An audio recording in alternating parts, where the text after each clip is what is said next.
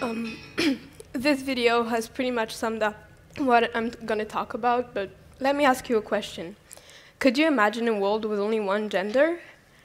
I can't, because it would kill what makes our world so beautiful: diversity. Now, men and women are fundamentally different, but by exploring these differences, we always find lots of things that we have in common. However, on a daily basis, there is so much that we do that pushes us away from considering ourselves, men and women, as equal. There is a form of sexism which is very subtle, yet hurtful, and that most of the time isn't done on purpose. An example of it is the number of expressions that we use every day while talking to the people around us. For example, the expression "to man up" is very common when we want to talk about someone brave solving all the problems. When we talk about a couple, we might ask who's wearing the pants in their relationship.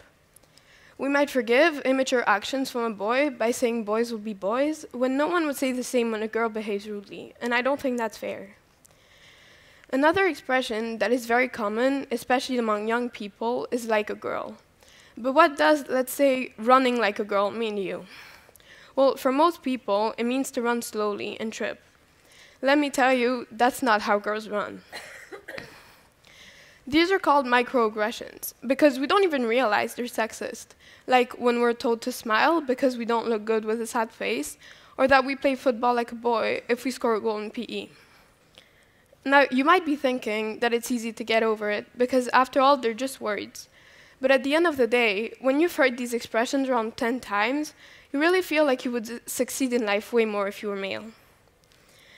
Now, we can think of these phrases as insignificant, but we need to realize that they're reinforcing hugely the idea that girls are weak, and even worthless, and it pushes men and people in general to ignore aspects of their personalities that are priceless, and that should be brought up more often.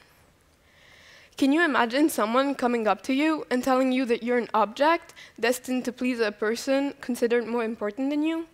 No. Yet that's exactly the overall effect of sexist language on women. Another thing is that not only people surrounding you are using sexist language, famous people are also using it. Helen Grant, the British sports minister, said that a way to get more women involved in sports was to offer them feminine options, such as ballet, Zumba, or cheerleading. But imagine yourself, as a young girl, watching a female minister say that your place isn't on the court or on the pitch, but on the side, cheering for the male who they will play where you can't. Today, 1.9 million women, fewer than men, take part in regular sports in the UK. And often, when you're a girl victim of sexism, your behavior towards others, but more importantly towards yourself, changes. As a matter of fact, it affects way more girls than we think. One day, I was walking down the street when a boy significantly older than me whistled to me. Like most girls this happens to, I just walked away and ignored him.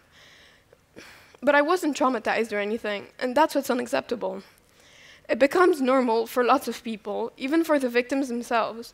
And after all, who knows what the right reaction is? Should women act like they didn't hear it? Or should they react and risk to be even more threatened? And if you think about it, dogs and animals are whistled. But am I an animal? Are women animals? The answer is no, so they shouldn't be treated like ones. Coming back to language, the effect it has on women varies depending on the victims and the environment. In the workplace, something called the stereotype threat causes women to underperform as to not confirm stereotypes against female believed by their male colleagues. They might also feel left out and stop giving their opinion. In the streets or in public transport, a woman who faces sexist words is very likely to feel physically threatened. There are solutions to all of this, but everybody needs to give a bit of their time and energy to contribute to them.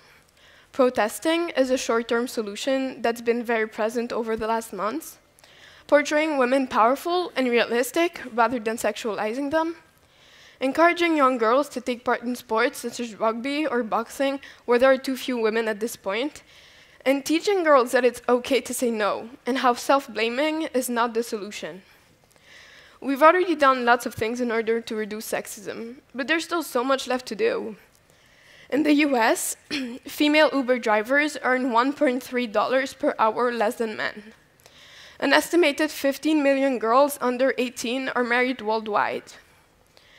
On average, 30% of women who've been in a relationship report having suffered from sexual violence by their partner.